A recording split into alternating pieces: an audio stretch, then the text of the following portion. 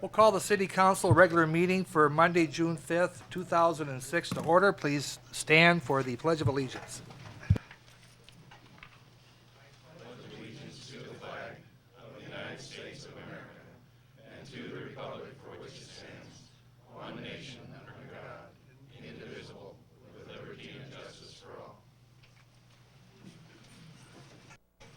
Roll call, please, Tracy. Arbogast. Here. Garnis. Here. Gisselbeck. Here. Heller. Here. Johnson. Here. Meisenheimer. Here. Solberg. Here. Walder. Here. Wilson. Here. And York. Here. Thank you. Item number 1 is the motion to approve the minutes of the City Council meeting held on May the 15th of 2006. Have the motion, please. So moved by Alderman Gisselbeck, seconded by Alderman Meisenheimer. Are there any corrections or additions to the minutes? If not, then all in favor say aye. Aye. Opposed? Motion carried. Item number 2 is the alcoholic beverage licenses.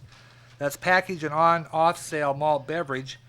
The renewal applications for 2006, 2007 will begin with a public hearing. Is there anyone in the audience to speak to any of those licenses? If not, then we'll close the public hearing and ask for council action. May we have a motion, please? So, So moved by Alderman Meisenheimer. Is there a second? second. Seconded by Alderwoman Walder. Any further discussion on the applications? Everything is in order. I checked with Tracy and Teresa, so there's no issues with any of them, so. All in favor say aye. Aye. Opposed? Motion carried. Item number 3 is the first reading of ordinance number 6-11, requiring assurance from the developer for completion of minimum improvements. Herb?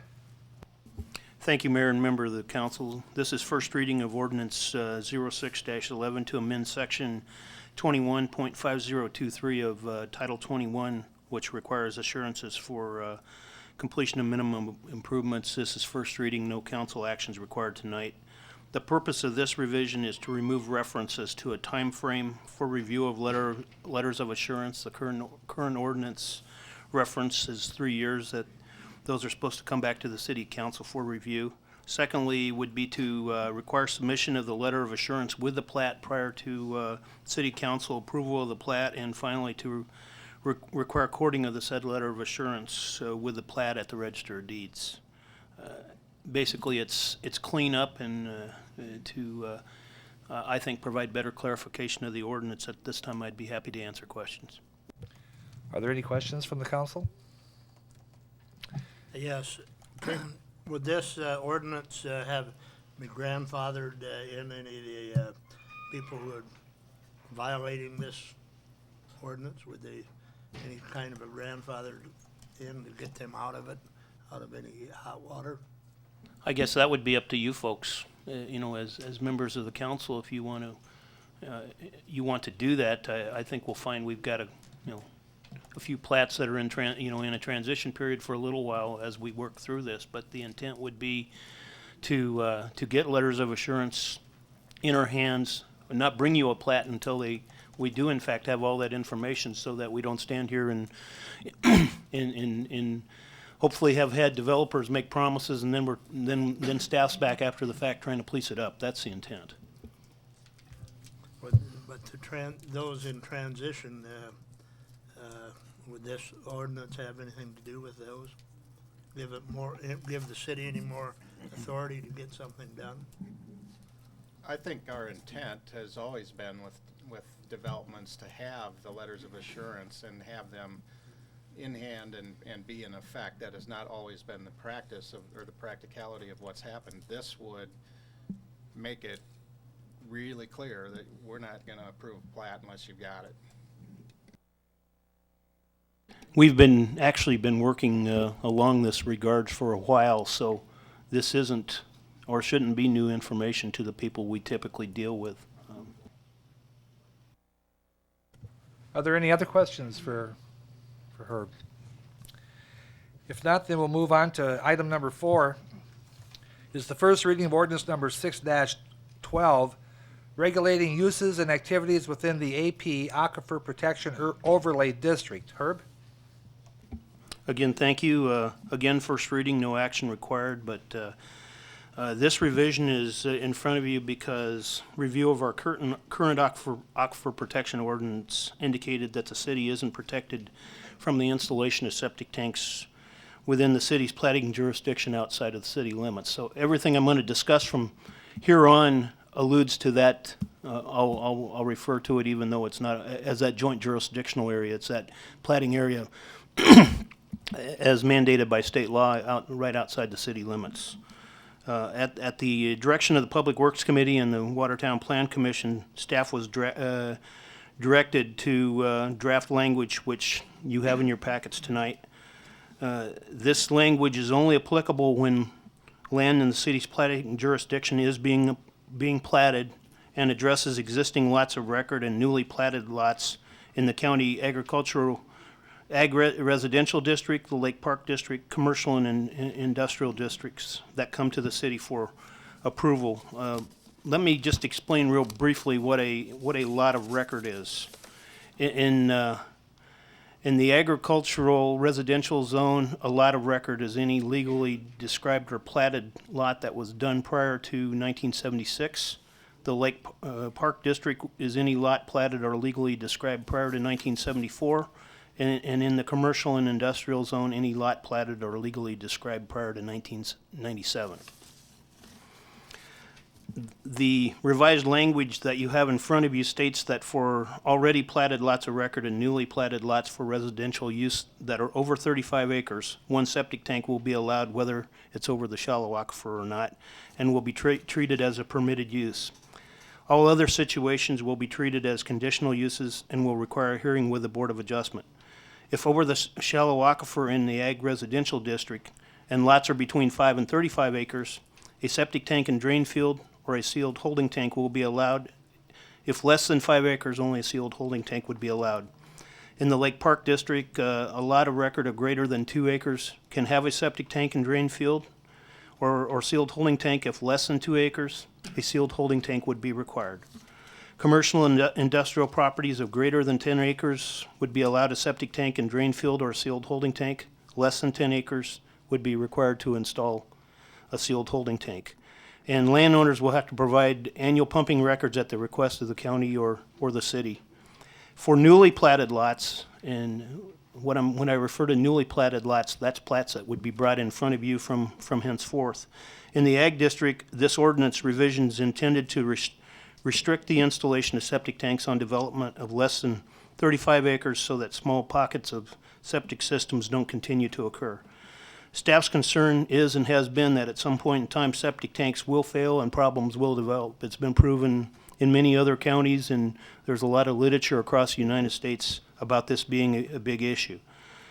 Anything less than 35 acres, including lots in the Lake Park district, will be required to install a sealed holding tank or hooked to a central sanitary sewer system.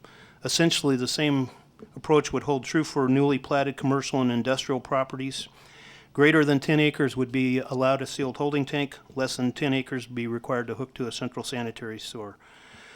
Also, written into the revision is that if the existing septic tank fails, the property owner will have to go to a sealed holding tank or hook to a central sanitary system.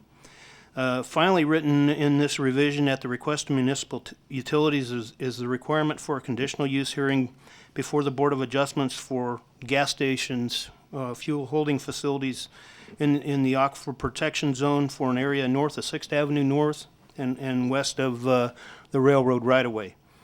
At this point in time, I would certainly be happy to answer any questions. Again, no action required of the council tonight. Are there any questions from the council to Herb? Thank you, Herb. See, item number 5 is the first reading of ordinance number 613, of rezoning a portion of the third railway addition from I-1 light industrial to R3 multifamily residential. Herb, again? This is a first reading, again, no action required. The petitioners for this rezoning are Jack and Amy Davis. The property is located at 218 218 Avenue Northeast. A zoning and vicinity map is provided in your agenda packet. Does anybody need to refer to the aerial for a better clarification? then I'll move on. The current zoning is I-1 light industrial. The proposed request zoning is R3 multifamily residential. The reason for this rezoning request is to facilitate a land sale and to allow for rebuild of the structure that's currently there in case of a fire or natural disaster. This rezoning action will clean up what's currently a non-conforming use. Has been a fairly common practice in the past that we've done these kinds of things in areas of town that really are not properly zoned for the land use that's there. Any questions for me? Any questions from the council to Herb on this one? If not, then we'll move on to item number 6. The first reading of ordinance number 6-14, establishing the zoning designation for a portion of Conrady Addition as R1 Single Family Residential. Herb again? Thank you. The petitioner for this rezoning is Mr. Roger Conrady, the successor trustee of the Mary M. Conrady Revocable Trust. The property is located south of 14th Avenue North and west of 19th Street East. Again, you've got a zoning and vicinity map provided in your packet. I assume everybody's fairly familiar with the location of the Conrady addition. There's no current zoning designation. The proposed requested zoning is R1 Single Family Residential, and this zoning action represents a continuation of the Conrady Addition Master Plan and will also come with a plat and annexation, I believe, at our next meeting. So with that, if there are no questions, then I'll turn it back over to the mayor. Any questions to Herb before we move on? If not, then we'll move on to item number 7. Consideration of bids received for construction of the 2006 street, alley, and parking lot improvement project. Dave? Bids were opened on May 19th for the 2006 street, alley, and parking lot improvements project. There was only one bid received, that being from McLaughlin and Schultz. The total bid amount for Schedule 1 was $95,327.50. That is the portion that is part of the special assessment project. The Schedule 2 had a total bid amount of $29,887, and that is for the parking lot improvements that the Park and Rec has proposed to have done for the year. On the special assessment projects, all of the projects with the exception of number 601C were within the amount that was originally estimated, within the range that was originally estimated on the petition. Schedule or Project C on that is North Lake Drive, and that was estimated at $23 to $26 a lineal foot, and the bid came in at $36.62 a lineal foot, which was considerably more. The difference appeared to be all, or pretty much all, in the price of the asphalt on that particular one. They had been bidding those cheaper than they had been bidding the alleys per ton of asphalt, and that one, the bid came in at approximately the same amount as they were bidding for the alleys. Letters were sent out to all of the property owners on that particular project, notifying them of that fact and the fact that it would be considered tonight. This went before the Public Works Committee and comes to you with a recommendation from the Public Works Committee for approval. On the parking lot portion of it, that has gone before the Parks Board, and they have recommended approval. That one is also over what was budgeted on theirs. They recommended approval. However, they haven't determined where the money may come from to pay the difference on that. So I guess with that, I'll open it up for questions.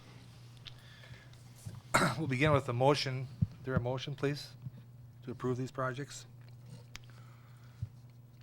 For discussion's sake, I'll so move. Okay, moved by Alderman Garnos. Is there a second? For discussion's sake, I'll second it. Seconded by Alderwoman York. Now we can discuss it. We have members of the residents from the North Lake Drive area here, and I think it'd be appropriate before we take any action that we give them a chance to speak their thoughts on this issue. If you'd like, folks, you can step up and identify yourself and then speak into the mic.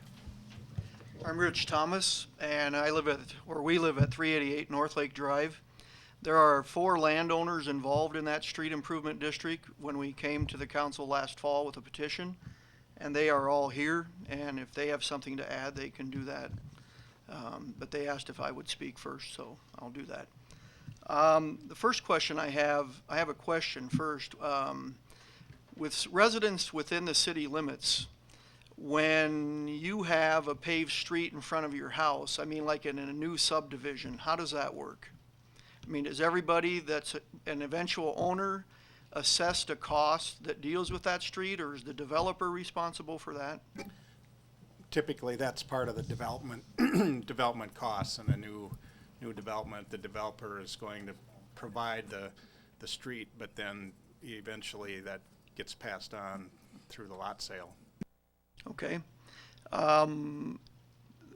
Because we live on North Lake Drive where the pavement stopped abruptly, I guess our question is why is it that citizens in a situation like that have to approach the council and then be assessed after the fact, after you've already bought your property, when everybody else that buys property that has a paved street in front of them are not incurring an extra cost? Can Well, somebody answer? they actually are. It's just figured right into the price of their house. And that could have happened with yours too if you would have been buying in a new development. You know, if a developer is paving a street, you know who's going to be paying for that, the new homeowner. Right. It just doesn't say that on a line item, but you Right. know that it's in there. And it's pretty much the way everybody in town has gotten their streets paved, whether you're, you know, there's still some gravel streets right here in town that if the people want it done, then they petition just like you folks did. Okay, then I have another question, and that is, and I don't remember the exact date of the publication, it was a month or so ago in the local paper, where it appeared that the council had discussed among yourselves the various places in town that are still unpaved. And that there was some discussion about, and I know it was written like in the future sometime, of trying to come up with a way to help the owners more than maybe you're already doing. Is that, somebody tell me what that discussion was briefly? I think the outcome of that discussion was a negative vote. It didn't pass. Okay, can you tell me what the discussion was though? Was it to try to help the landowners or? Well, that's what, we looked at the parts of town that still have gravel streets, and from that, looked at where they were and why they were that way, and most of the time, it's just because the property owners have had no interest in having them blacktopped. And in the interest of fairness, for the people who in the last several decades have paid for paving their own streets, it wouldn't really be right to start doing it now for the ones just because they happen to wait till the last to have theirs done. It was an interest of fairness. It's not that all of us wouldn't like to see every street paved, that's for sure. But where do you draw that line? Because then we'd have another room full of people that would come and say, you know, this isn't right. They hung back and so now they get it paid for them. You understand? Okay, There are certain streets that, under the current policy that we have, probably never will be paved because it makes no economic sense to those individuals to pave their street because they're not, property's just not gonna go up in value. Property at the lake is probably a different case because real estate values out there change more dramatically than they do in other parts of Watertown. The other half, going up the hill from where you guys live, they all, a group of those owners a couple years ago approached us to pave the whole thing, but then there wasn't the support all the way down the line, so it didn't all get done at that time. So half of that got paved, and that just left that stretch in front of our houses. right. Somebody else owned it at the time, I think. Yes, they did.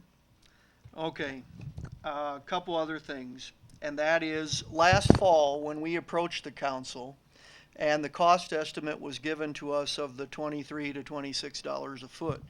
Fuel prices were nearly the same as they are now at that time.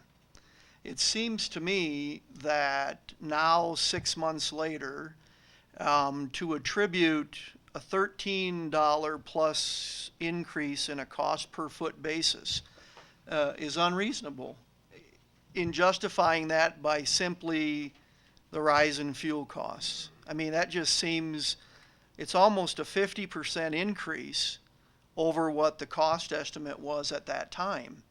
And I don't know about all you folks, but I know that the people sitting here, I think I can correctly say that we all probably budgeted for a certain amount of money that we thought this was going to cost, the $23 to $26 a foot.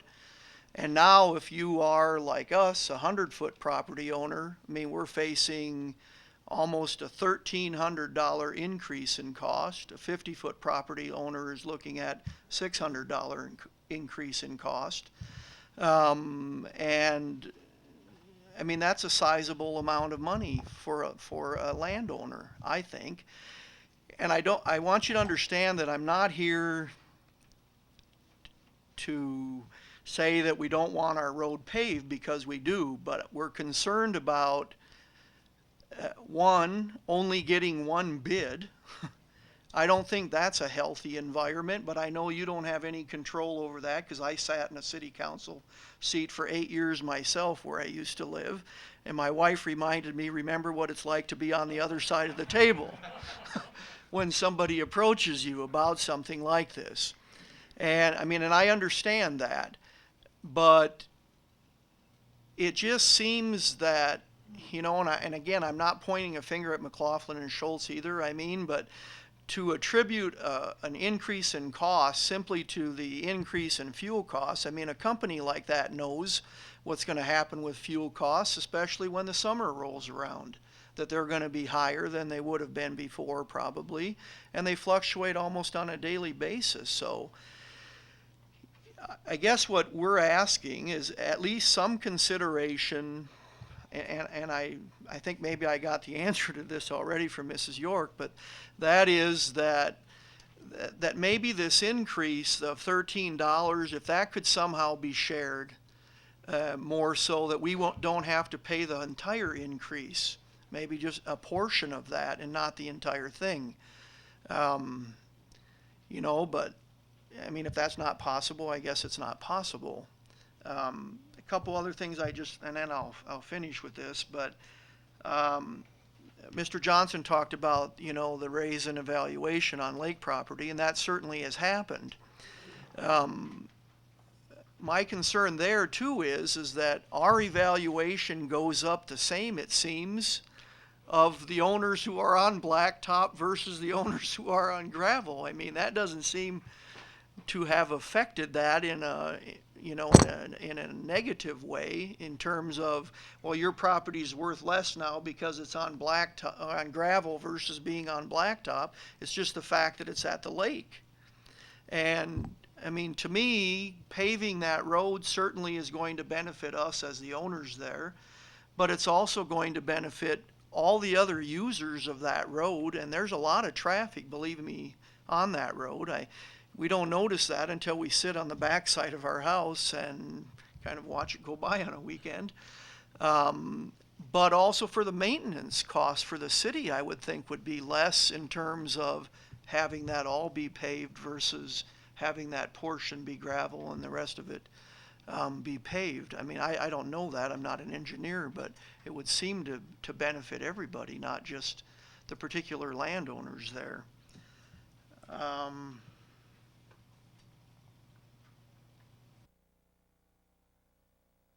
Oh, the other thing is, in our letters, it indicated that the bid was, you know, X amount of money per foot, but that wasn't fixed either. that could go up too. And I guess we're concerned about that too. I mean, is it going to be the 3663? Because in the letter, it says that is still subject to change based upon the actual quantities furnished and installed. I mean, is that because there's just a guesstimate of how much asphalt it's going to take? Dave? I mean, I don't want to sit here and then now it's going to end up I can being tell you're a 18 former council person, because you're going through the same checklist that we did at Public Works when we at looked at these. so we'll $18 let a Dave- foot, you know, I mean, I don't want that either increase. The reason that statement was made in the letter was, it's difficult to lay down 3 inches of asphalt to the exact 3 inches of asphalt. You lay asphalt down, you have to provide a little bit of extra asphalt by the time it's compacted down, and it's difficult to lay it down exactly as far as the thickness of it. So that is something that's always subject to change on any project when you bid it by the ton of asphalt. Okay. Those are the only points, I guess, and questions that I had. We kind of got together beforehand and brainstormed what we were going to do when we got up here in terms of what questions we needed to ask. And I guess we're asking your consideration about the request with the increase. And I don't know if anybody else has anything to add, but thank you. Thank you very much. Is there anyone else from the lake that'd like to address the council?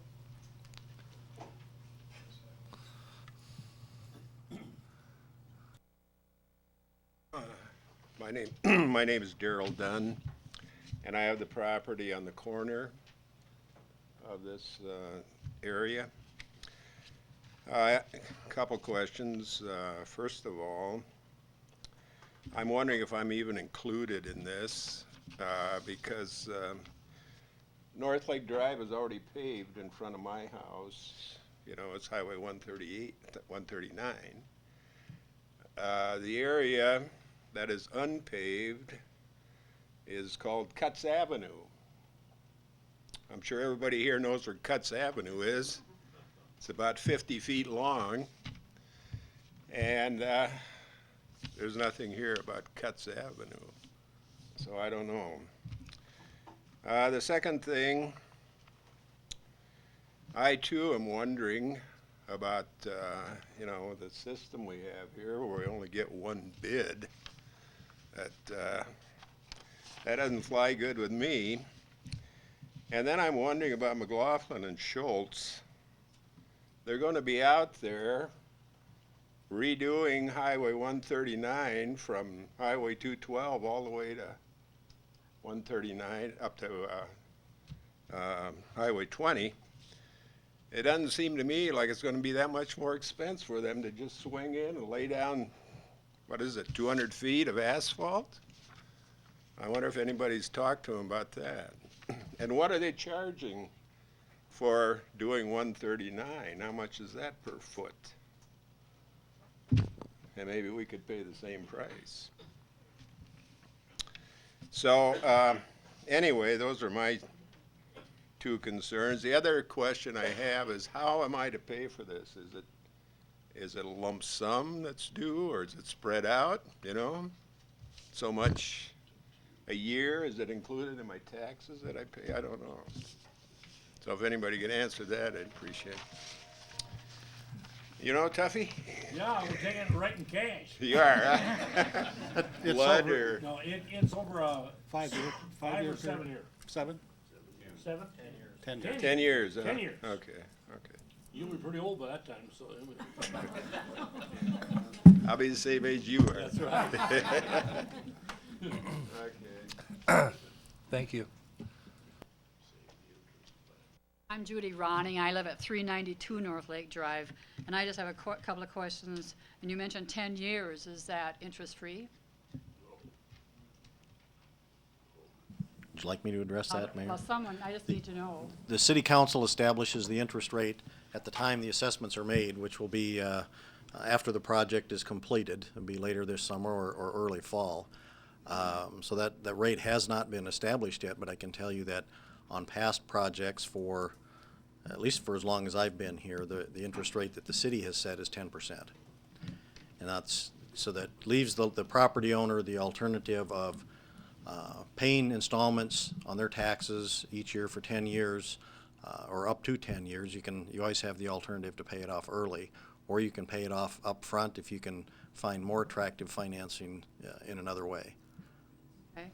The second thing I was gonna bring up is that I would just wanna make sure that I'm understanding that all of these bids that were let, or these projects, that the dollar amount listed here for project 0601-C is only for our project. It doesn't include any prices for alleys or additional streets or anything like that. It's like McLaughlin would have come out to see what we have out there, so he knows how to bid that project. Is that how the process is done? So he has seen that?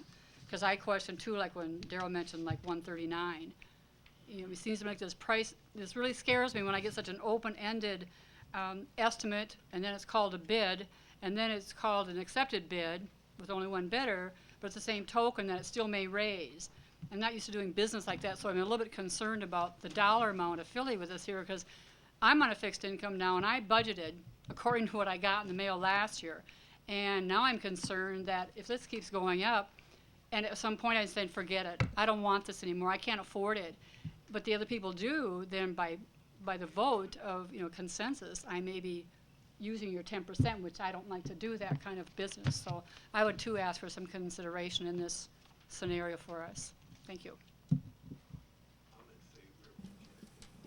We also don't like the fact that we only got one bid, but we really have no control over that, and we see that quite often because there is no competition for McLaughlin in Watertown, and the competition comes from other communities, and they're not going to choose to bid a project like this.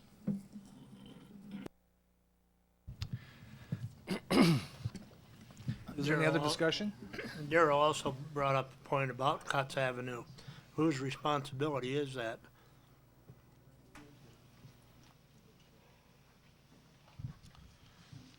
The Cutts Avenue was included as part of what was on here, just as they were notified, you know, all the way along through the process that they were part of the project. Even though it doesn't say actually Cutts Avenue, it calls it North Lake Drive, but it's kind of a combination when you're only talking 50 foot. You know, it's all part of the same project to complete the street. So we probably should have said Cutts Avenue on it, but they have been notified, as all the rest of the property owners were, that they're a part of the project. Okay, thank you, Dave. I have just one last question, and that is, since the bid came in at, you know, $13 or whatever, more than we had anticipated when we submitted the petition, do we as property owners at this point, can we say, hey, we don't want to do this? I mean, do we have to do that tonight, or do, I believe I asked that at Public Works, and the answer was yes, they can still withdraw their project, correct? Yes. That's correct, they can withdraw. Or another option would be to table it tonight and bring it forward in another council meeting. Table that portion of it. okay. I guess to that point, Mr. Solberg, the obvious question would be, will McLaughlin hold the bid, or would they change it at that point? So, Yeah, we have to act on a bid within 30 days, or we may lose that quote. So in essence, we would have to probably deny it tonight. You know, we'd have to investigate the other things that you brought up, whether they would be willing to tie in with the 139. There's a possibility they'd say no. I mean, if we deny it tonight, you should be prepared for the fact that the project won't get done this year. I mean, you can always bring it back again the following year, but there's no guarantee that any of these prices are gonna go down. And so, No.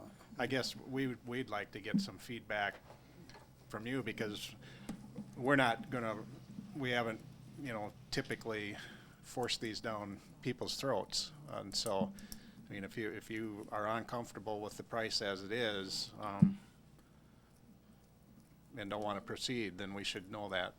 When would you be acting on our request for some consideration, some financial assistance? Well, I can't speak for the council, but, I mean, we've had a number of other situations like this, where bids have come in higher than the residents expected.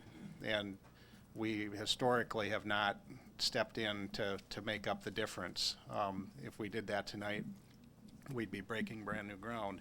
That's the fairness issue that I Right. think we were talking about before, because I remember 3 years ago, somebody up in our ward was hit with the same thing. And, we decided not to set a precedent, so. Now, Herb, we will have one more council meeting before the bid is no longer acceptable or expires. The question, this is for Mr. Peterson, is what day the bids were open. I don't recall.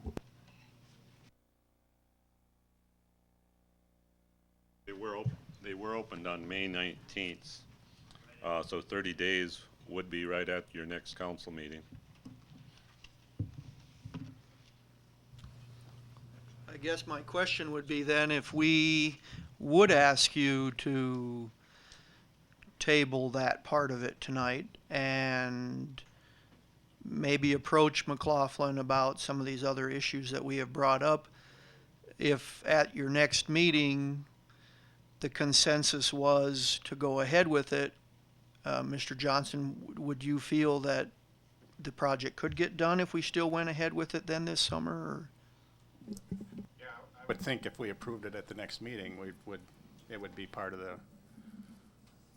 Okay. the summer work. Okay.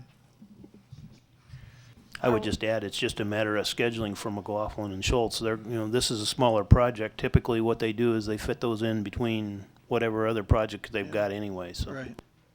Just one other question for Mr. Bloomquist. We wouldn't be jeopardizing the other projects on the list, would we, in any way? My recommendation to you would be that you vote on the other projects individually and we endorse them that way.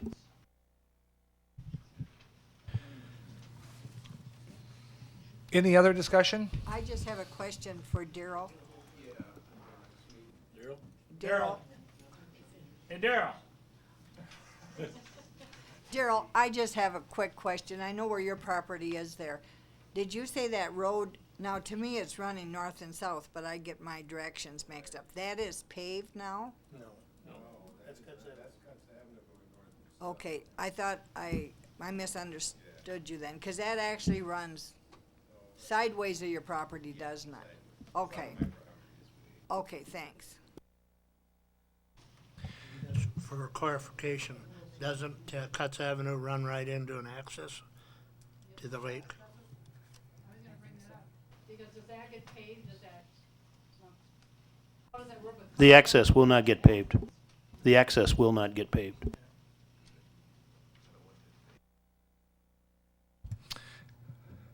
It's our consensus then. That's, in a short discussion there would be to ask you to table our portion of that bid, or ours and your portion of that bid, and that McLaughlin and Schultz be approached by, I'm not sure who, I guess, but Public Works, I guess, or committee, to investigate maybe some of the questions that we raised tonight, and that we would then be here at the next meeting, and if nothing has changed, then we will have discussed that among ourselves and have a consensus and say yay or nay in terms of our participation, if that would be okay. Gordon, would you want to withdraw? I would therefore adjust my motion to include the tabling of that portion of North Lake Drive until our next meeting. Okay, is there a That's second in on that? agreement with the second. Yeah, That is in agreement with my second. okay. Mr. Mayor, if I could just Yes. make one just point of clarification for the folks that are here in the audience and for the benefit of the council members. I know that I'm probably preaching to many of the saved. You folks know this, but McLaughlin did submit the bid that was opened on May 19th. I want to make it abundantly clear that they're not going to be in a position where they can modify the bid that they've submitted. It is what it is. So if they're able to work out something between the landowners and McLaughlin and Schultz, that's one thing. But the city opened a bid on May 19th that said 36 or whatever it is a running foot, and McLaughlin will not be in a position where they can modify this bid now that it's been opened. So just so you folks are clear, that's clear out of state statute. So modifying this bid will not be an option for McLaughlin. I want to make sure the landowners are clear on that.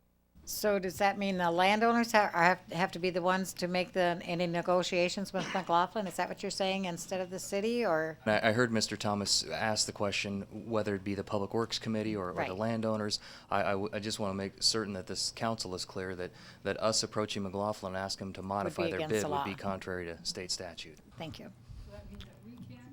You can, but we can't. Yeah, you can, but we can't. I think to say it another way, on the 19th of June, when a final decision is made on Project C, the council is going to have no choice to either accept it as its bid or reject it. Now, if you reject it, that certainly may open the door to the landowners to execute some other sort of an agreement with McLaughlin. That would take, I mean, they would need to coordinate that obviously with the city, Public Works Department. But that's the only scenario you have when you've got a bid placed in front of you. You either accept it or you reject it. There's no other alternative. Sorry, Tracy. I would also caution the council, and we had some discussions about, can we link this to the repaving of 139? Well, the 139 project is a state project, completely separate bid. I'm very fearful that you won't be able to link the two of those in, because if nothing else, there's certainly different rules that apply for the state than can for the city. Any other questions? I think we're ready to vote then. Okay. All those in favor of the motion to exclude number 0601-C till the next council meeting and approve all the other projects as bid, all in favor say aye. Aye. Opposed? Motion carried. Item number 8 is the plat of Willow Creek Plaza, 4th edition, resolution number 6-28. Herb? Thank you, Mayor. The petitioner for this plat is Mr. Don Indries. The purpose of the plat is to facilitate a purchase agreement for approximately 2.2 acres of property in Cottington County between Mr. Indries and Municipal Utilities. The property is located just south of 3rd Avenue North and east of 19th Street East, vicinity Willow Creek. Again, you have a zoning and vicinity map in your agenda packets. Does anybody need us to bring that up on the aerial? The current zoning designation is County Agricultural District. There's no proposed annexation anticipated at this point because the property is not contiguous to city limits. So the proposed zoning will remain agricultural. This plat has been approved by the Cottington County Commission. The plat was also reviewed by the Watertown Plan Commission at the May 18th meeting, and it comes with their recommendation for approval with the condition that no building right is associated with the parcel until street frontage, paved access, and connection to sanitary sewer and other utilities is in fact established. Staff supports that recommendation and requests a motion from the City Council for approval of the plat of Willow Creek 4th edition with the same condition attached. Is there a motion then to approve resolution 06-28? So moved. So moved by Alderman Second. Gizelbeck, seconded by Alderman Garnos. Any further discussion? If not, all in favor say aye. Aye. Opposed? Motion carried. Item number 9 is authorization to submit application for a state solid waste management grant for the purchase of an automated truck to collect recyclable materials, resolution number 6-31. Mike Berger. Yes, thank you. I would like to request permission for the mayor to sign a grant application for the purchase of an automated solid waste collection truck to be used on the recycling collection route. Solid waste management grant monies are available under the Board of Water and Natural Resources. The grant application would be prepared with the intent of automating the recycle collection route, changing it from a 2-person manual truck to a 1-person automated truck. The intent is to budget to do this in 2007 for this automated recycling truck, contingent upon receiving the grant for the truck. Historically, they don't provide grant money for the containers, but the application would be prepared using, requesting to use the container expenditures as the match money against the truck grant. So we're moving ahead with this softly is the direction we have at this point. and we'll be back before the city council to make a final decision whether or not to actually make these expenditures based upon the result of the grant application. Okay. Is there a motion then for the approval, or So move. so moved by Alderman Garnis? Is there a second? I'll second that. Seconded by Alderwoman York. Is there any further discussion? Mike, do you have any, well, I think you've brought it up before us before, but if we go down this road and we get the truck and then we start getting into containers, what type of total expenditure are we committing ourselves to? One of the expenditures, first of all, for the containers to automate the high-density apartment units in town, that's going to run about $9,000 worth of containers, $8,500 to $9,000. It's not mandatory, so not all of them might want to participate. They don't all maybe have room for it or want to. And then on the on the single-family residence side, you know, I would estimate that we probably have somewhere in the range of 30 to 32% participation right now on single-family residences that are recycling. But that number is really hard to tie down because not everybody recycles every week, so my estimate's probably low there. But if I figured that we had about, we've got about 8,400 residences out there that are getting garbage service, and if we have about 32% of those recycling, and if they all wanted 2 containers, because as you recall, we did this survey in the public opinion, and what we got back from that survey was that I think 88.8% of the people that responded said they were recycling. I don't believe it's that high, so I think the people that are recycling probably responded more to the survey. But they did also tell us, I'll pull up the number here, that 85% of the people that responded to that survey said they would be in favor of the city providing up to 2 containers per household, so we could stay with the on-house, on-site sorting that we currently do. And then 81.5% of those responding said that they would request 2 containers. So if I take that number of 8,400 and take 32% of it, multiply it times 2 containers in that size are running about $50 this year. And with that $9,000 for the high density, you're looking at about $277,800. Now, the containers are spec'd with a 10-year warranty. And at this point, the containers we got that are coming off of warranty are still in useful service. Now, you have to pay for them the year, obviously, that you purchased them and put them in service. But in my estimate, then I would depreciate those over 10 years. They do have a 10-year warranty. The manufacturer replaces them for free within 10 years, and so you can, I guess, spread that container cost out over 10 years because you're going to get 10 years of useful service out of them. But you're going to that's the big drawback is there's a pretty significant capital outlay required to get the containers and to get into the automation.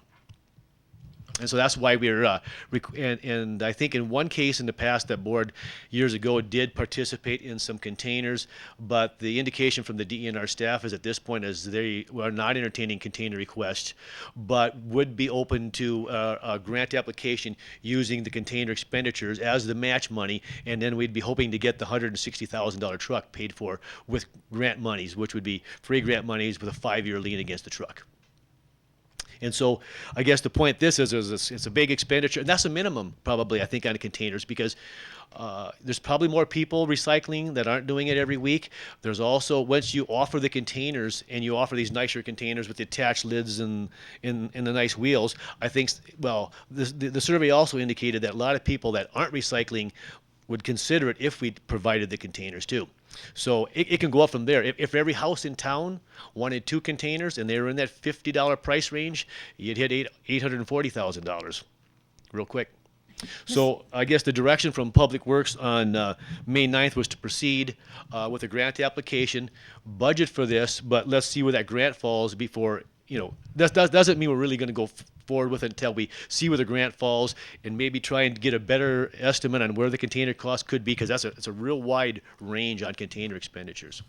Mr. Berger, you've mentioned the survey a couple of times. Have you put those stats together to give to Mr. Law and the newspaper and so on so people Yeah, can I see how gave that those to turned out? the public opinion after they were received, took them to, and also to the public opinion and took them to Public Works Committee and Finance Committee. And I can review those with you if you'd like me to at this time. Does the council want to hear those numbers? If not, we'll move forward with the grant. Now I was lost. Did we have a motion and a second?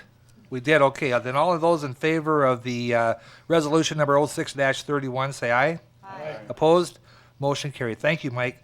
Item number 10 is approval of agreement with Sheehan Cycle providing for loans of 2 ATVs to the police department. Chief VTech? No, Ron Suter and Chief VTech. And we have one more. Good evening, Your Honor, ladies and gentlemen of the City Council. I'm Ron Suter, Chief of the Reserve Program here in Watertown. Gentleman here is Sergeant James Stinson. And we are here tonight to request your approval of the signing of a loan agreement with Sheehan Cycle for 2 ATVs to be used in the patrol division with Watertown Police Department. Last year we experimented, we trial ballooned ATVs within the police department at the Redland event. We used private vehicles, several of us have our own units, and with Chief Vitek's permission we said let's see how they work out there, and they work very, very well. We're able to cover a lot of ground in a short period of time. We're able to respond to several medical emergencies, and at the conclusion of this, Chief Vitek and I visited and said, you know, maybe there's a possibility of incorporating this concept into the police department on a more regular basis. And Joe being Joe said, you got any ideas on this? I said, well, yeah, a couple. And she said, well, see if you can make it work. Well, we made it work. And the gentleman that made it work for us was Mike Sheehan at Sheehan Marine. Went out and they said, hey, Mike, this is what we've got. This is what we're trying to do. Can you help us? Sure, what do you need? We need a couple of machines. How about that one and that one? Great, it was too easy. So the machines are in place. They're road ready, they're serviceable, they're all set to go. We've got 24 Watertown Police Department personnel that are signed up for the training, and we're locked and loaded and ready to go. Basically what we need is your approval for the loan agreement with Sheehan Cycle. Anything else? Mayor, we thought we'd address that first and then we would move forward after. Okay. Is there a motion then to approve the agreement with Sheehan Cycle? So moved. So moved by Alderman Wilson. Seconded. Seconded by Alderwoman Arbogast. Any further discussion? Well, yeah, do we have to pay, approve the lettering that's already on those ATVs? Well, you know we're proactive, so we were just kind of thinking that things would be okay. You notice we love those kind of motions. Okay, all those in favor say aye. Aye. Opposed, motion carried. Next, Chief. This time we'd ask Mike Sheehan to come up and join us, please. And as I said, we're a little proactive, and so we kind of anticipated that you guys might be okay with this. And so, Mike, on behalf of the Watertown Police Department, as well as the Reserve Program, we'd like to present you with this plaque. It's an award of appreciation awarded to Mike Sheehan, Sheehan Cycle. Thank you for the support and creation of our ATV program. Thank you, Mike. That's very nice.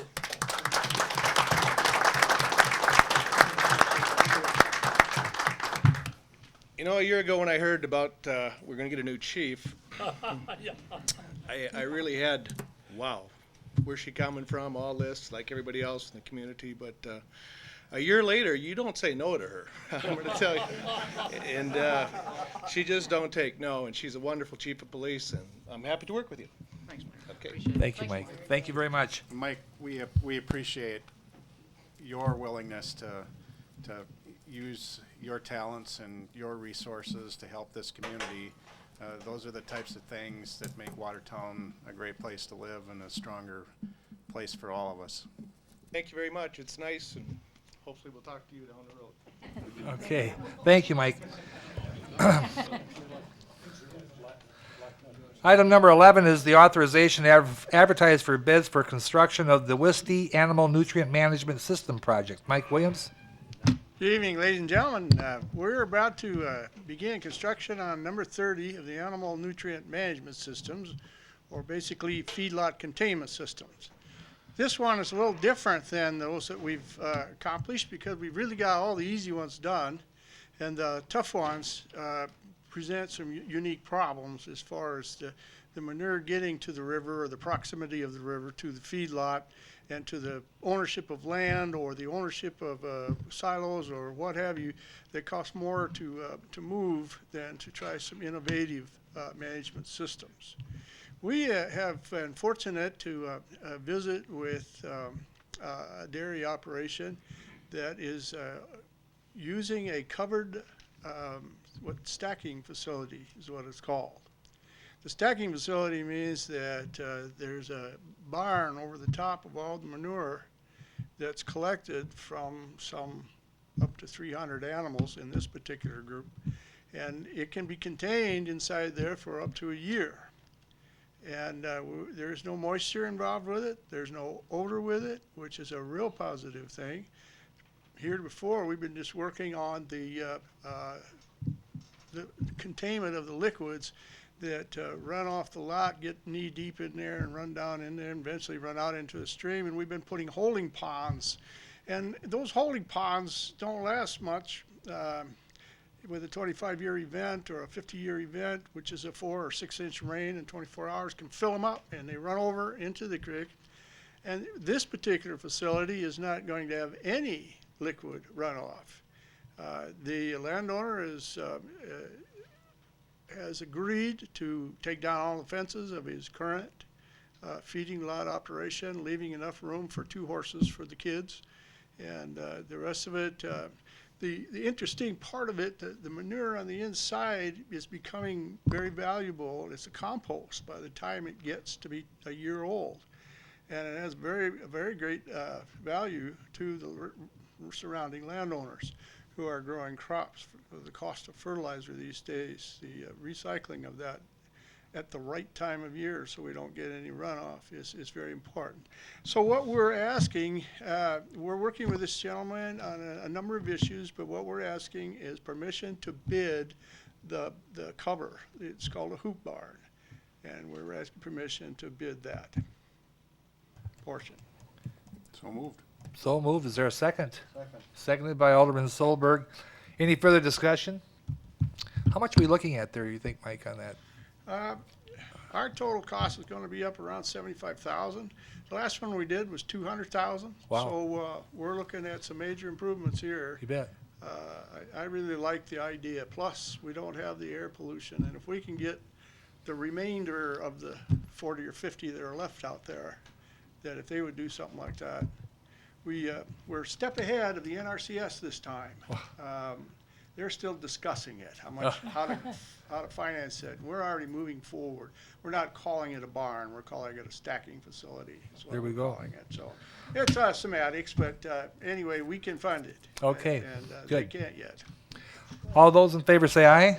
Opposed, motion carried. Thank you, Mike. Thank you, Mayor. Item number 12 is authorization to advertise for bids for a new airport sign. Eric? Good evening, Mayor, members of the City Council. In front of you, you have 3 pages. One page gives a color overview of what the sign looks like going south and eastbound on Highway 20. The second page is a kind of an dimension overview of the overall dimensions of the sign. And the third page is kind of a brief spec that's kind of written up to kind of an idea of what we're kind of looking here for the sign. I don't have a copy of the picture of the sign in front of me because I had to give it to Larry because I ran out of copies. But I can have a copy on the overhead or however you want to do that. But I think everybody has a pretty idea of what it looks like. And if you have any questions about the picture or the sign or anything, I can surely answer. But that's pretty much it. Just requesting authorization to go out for bids and get the sign done. Is there a motion to that effect? So moved by Alderman Solberg. Is there a second? Second. Seconded by Alderman Wilson. Any further discussion or questions? What do you have budgeted? There's a maximum of $30,000 budgeted for the entire project, which includes removal and construction of the new sign. Any other questions? Looks great, Eric. That looks really nice, Eric. You can thank Service Signs are the people that designed the signs. Very nice. Okay, thank you. If not, then all in favor say aye. Aye. Opposed? Motion carried. Thank you, Eric. Thank you very much.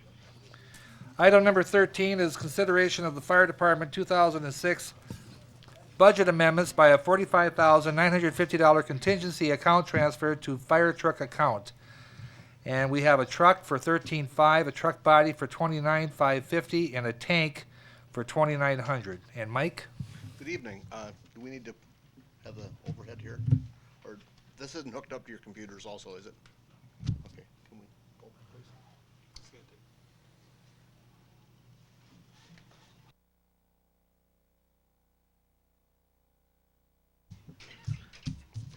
In the past several months, with the council's approval, we have applied for quite a few different equipment grants, and as you can see, we've been pretty successful. In this picture, there's roughly $130,000 worth of equipment, of which 119 was obtained through grants. The truck that's there right now is actually, we've got that through Department of Justice. And one of the stipulations with that truck is it has to be used for hazardous materials. Every car accident that occurs within our district would actually qualify as a hazardous materials incident. With the antifreeze, fuel spills, and everything like that, the truck becomes something that we can use at that point. As you can see by looking at it, the compartment or the box that's on the back just absolutely will not hold the equipment we need to get on a truck. At the present point, if we go to a car accident with the equipment that we have and there's something that we don't need, we actually have to send somebody back to the station to pick it up. At this point, we just do not have any one piece of equipment where we can get all the equipment on it. So I guess it basically creates a situation where you end up with long delays, which could affect the outcome of the patient if it's going to take us longer to get them out. So it's a life safety issue that we're talking about here. What I'd like to do is replace the box that's presently on there with a box that's actually designed to be able to hold all the equipment. This particular box is more geared towards a lineman's truck or something. It's not very deep. The compartments are only a foot deep. So that's kind of where we're at with that. Go ahead and click the next one, Steve. So as you can see, that the nice looking truck, but the compartments are pretty small in it. Okay, this picture is the car that we're currently using to run back and forth to the airport. This is an old police car. It's got 137,000 miles on, and both the transmission and the fuel pump are on their last legs. It's a feather job to be able to get that to go back and forth to the airport. Go ahead. And this is our half-ton pickup. At this point, because of the lighter payload available on a half-ton, we can only haul 100 gallons of water at a time. When you're fighting a grass fire, especially on a bigger grass fire, it's not uncommon at all to have flow rates 20 gallons per minute. And with a 100-gallon tank, you're limited to a 5-minute fight. And on a big fire, that just isn't enough to really get going. So, go ahead. So our proposal is this. What we would like to do is get a different box for that original pickup. We've actually talked to the federal surplus people in Box Elder, and they have a 1999 Dodge four-wheel drive with 17,000 miles on, and they're holding it for us at this point at $13,500. And we'd also like to be able to pick up a tank for $2,900, which would be a 325-gallon tank. So what we're asking for at this point is permission to call for bids on the service body. Then we're asking for permission to be able to purchase the 1999 Dodge and from Surplus and the $2,900 tank from M&T Fire Equipment. And these requests come with approval from Finance Committee. Any questions? We have a motion then for the approval? So moved. So moved by Alderman Solberg. Is there a second? I'll second that. Seconded by Alderwoman Walder. Any further questions or discussion? On the one, Mike, the one we got from Huron that we had assistance with from the county commissioners, that also goes out, doesn't it, on the rural That's fire? correct, yes, but Yeah. it's not really designed to go out in the fields. I mean, it can if it's not rough, but there's a lot of really rough terrain in our fire district, and we don't want to beat that up. We want to be able to put it into the smaller trucks and go from there. I see, It's actually okay. more used for tending and just taking the water to the smaller trucks. I see, okay. If not any questions, then all in favor say aye. Aye. Opposed? Motion carried. Next is item number 14, authorization to submit application for a federal SAFER grant to assist with funding 3 additional full-time firefighters EMT positions for the fire department. Mike? In light of the fact that Health Analytics will be presenting to you folks at the next council meeting on the 19th, I'd like to withdraw the number 14 from this agenda. That makes sense. Okay. Thank you, Mike. Thank you. Thank you very much. On to number 15, consideration of a $5,000 contribution to jointly fund a consulting contract for preliminary architectural advisory services relative to a new community sports facility. Karen?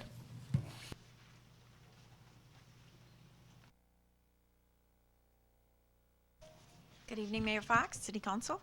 Nice to see you all. We have visited with the Finance Committee, and they have approved such a motion, but I just wanted to just kind of clarify. This is just an additional study that is working with the Watertown Community Foundation and the Chamber of Commerce, and your contribution as well to go forward to move on with the sporting facility with CSL and with an architectural firm to see the kind of the focus of what would be needed. That would include like a large focus group, a matrix of potential users, and a basic perimeters of what we would need. So I know it's study after study, but we're moving slowly. We're not coming in to ask you for a $50,000 study like we did for the event center. Moving very slowly in increments so that if at any time we feel this is not something that we need, that we're not spending a lot of money to do it. So it's moving forward on the 2015 project that was identified by our community. So. Okay. Is there a motion for approval of the $5,000 contribution to fund a consulting contract for preliminary architectural advisory services? So moved. So moved by Alderman Wilson, seconded by? Second. Seconded by Alderman Johnson. Any further discussion? Karen, can you tell us what's going to be, how is their focus going to be different than the group that was put together when we first hired the consulting group? I remember several meetings that I attended. Right. How is this different? What are they going to ask now? There'll be a one big focus group as a whole meeting facility, or as a whole group of facilities, and then basically asking not only what the needs, but the determinations of where, probably a site, who's going to use this, and what are our priorities to use it, I guess, and the stakeholders that would be involved as well. Okay. I guess we'll take a vote, then all those in favor say aye. Aye. Opposed? Motion carried. Thank you, Karen. Thank you. Item number 16 is consideration of agreement with Banner Associates for the Willow Creek floodplain study submittal for map modernization program for a fee not to exceed $3,000. And Herb? Thank you. I'm requesting permission for the mayor to enter in an agreement with Banner and Associates for an updated hydraulic study for the Willow Creek floodplain. This is a first step in a process towards completion of the FEMA map modernization program for an area that includes Lake Pelican, Lake Compasco, Willow Creek, and Roby Creek. The hydraulic study, when completed, will be provided to FEMA for comparison with the 2001 hydraulics model and mapping, and for conversion from the 1929 datum to the 1988 datum. The contract cost is not to exceed $3,000 and will be funded from the contractual services line in the planning and zoning budget. This request comes to you with the Public Works Committee recommendation for approval from their May 9th meeting. I therefore request a motion for the mayor to sign this agreement with Banner and Associates. Is there a motion for that effect? So moved by Alderman Meisenheimer, seconded by Alderwoman Arbogast. Any further questions or discussion? If not, then all in favor say aye. Aye. Opposed? Motion carried. Thank you, Herb. Item number 17 is approval of a state grant agreement for the 2006 Mosquito Control Program. Mike Berger. Thank you. In March of this year, we applied for a South Dakota Department of Health mosquito grant to assist in funding our mosquito control program. The request was for $34,968.92, which was 50% of the joint mosquito control chemical budget for the city of Watertown and Cottington County. On May 15, we received notice that our grant request would be funded at 42.7%, as the total number of funding requests exceeded the grant funds available. At 42.7%, the city of Watertown and Cottington County will be receiving $29,885.55. This brings the total received by the city in the Cottington County under this grant program to $98,655.55 over the last 3-year period from 2004 to 2006. And I'd request permission for the mayor to sign this grant contract. Is there a motion for that approval? So moved. So moved by Alderman Walder, seconded by Alderman Solberg. Is there any further questions or discussion? If not, then all in favor say aye. Opposed? Motion carried. Thank you, Mike. Item number 18, approval of lease agreements with John Hanton for the Hanton Industrial Park property, lots 5, 6, and lots 1 and 8. Stanton? Thank you, Mayor. The first agreement, lots 5 and 6, is for the undeveloped portions within the Hanton Industrial Park that don't include Acrotech. The lease is for this 2006 crop year, and according to the terms of the purchase agreement between the city and the Hantons back in November of 2000, no rent is due from the Hantons for this portion of the land. That was part of the purchase terms. As in years past, under this lease, the Hantons are required to provide the weed abatement and control and agree to surrender the property in the event it's conveyed by the Development Corporation during the growing season. This does come to you with a recommendation of the Finance Committee that we be authorized to enter into this lease.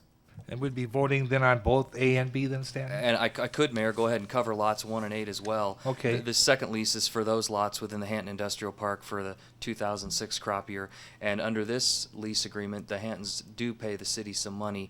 The total payment is $450, and it's broken down into $200 for lot 1, which is some hay ground, and it's $250 for the portion of lot 8 that doesn't include the rail spur. And this one as well comes to you with the recommendation of the Finance Committee. Okay. Is there a motion then to approve both these? So moved by Alderman Gizelbeck. Is there a seconded? Seconded by Alderman Wilson. Any further questions or discussion? If not, then all in favor say aye. Opposed? Motion carried. Item number 19 is consideration of business license applications. We'll take all of these under one motion. DNC Movers House Moving for $200. Jeff Warren Gas Fitter, $25. Clean Plumbing and Heating Gas Fitting Contractor for $100.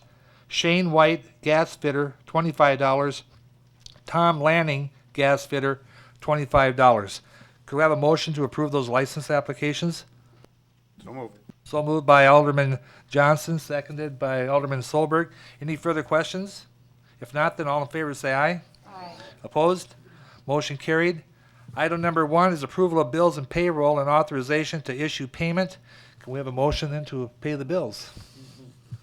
So moved by Alderman Heller, seconded by Alderman Solberg.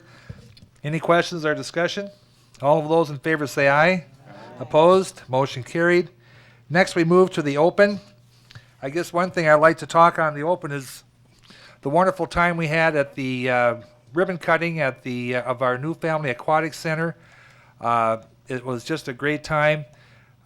Talking around with the kids, waiting to get in. I went out after just to dry off, I went out in front and I talked with a lot of the kids, and oh, they were so excited, you just could not believe it. They just couldn't wait to get in there. And of course, talking with a lot of the parents and that afterwards, why they just think it's just a wonderful, wonderful facility that we have. So, also want to mention, there is some money that was donated by a couple of Watertown businesses to help pay for those families that may not be able to afford the tuition and that. And I believe it was Watertown Ford and I believe Dakota Bank had donated some money in that to help with that. So if anyone knows of someone that would need some help why be sure and let us know who that would be. And then also, Chief Vitek, you were going to speak to us on the open? Yes, sir. Good evening once again. Recently I found a federal grant that's entitled Secure Our Schools. The grant application deadline is June the 30th. However, I have to initiate application process by June 19th, which is our next council meeting. So I'm here before tonight to ask permission to apply for that grant. Essentially, what we hope to do with that application is to pay for 50% of the additional school resource officer salary for a period of 2 years. So I'm asking for permission to apply for that grant. So moved by Alderman York, seconded by Alderman Garnos. Any further questions or discussion? If not, all in favor say aye. Aye. Opposed? Thank you. Motion carried. Anything else on the open? Before she gets too far away, I would like to thank the chief and her crew for inviting us to that SWAT operation on Sunday. That was, I've never experienced anything like that. You see it, excuse me, on the television, but when you're sitting with a gun in your face and, seeing all of the things that the preparation that goes into it and the equipment that they've acquired, I just wanted to thank her for that opportunity. Watertown can be very I guess I was pleased to have that. Hopefully you'll never use it, but apparently they have about 15 times since the inception of that group. And so it's nice to have people that are willing to volunteer and their time and to do those kinds of things for the community. And I know all of us that were there greatly appreciated it. So thank you for that opportunity. Thank you so much. Appreciate that. Okay. If not, is there anything else to come before the open? If not, then we'll move on to old business. Is there any old business to take care of? Any new business to take care of? Item number 24 is liaison member reports. Is there anyone that would like to make a report on their committees? We will not be going into executive session tonight, so if we could have a motion to adjourn. So moved. So moved by Alderman Solberg, seconded by Alderwoman Arbogast. All those in favor say aye. Opposed, motion carried. We are officially adjourned. Thank you very much.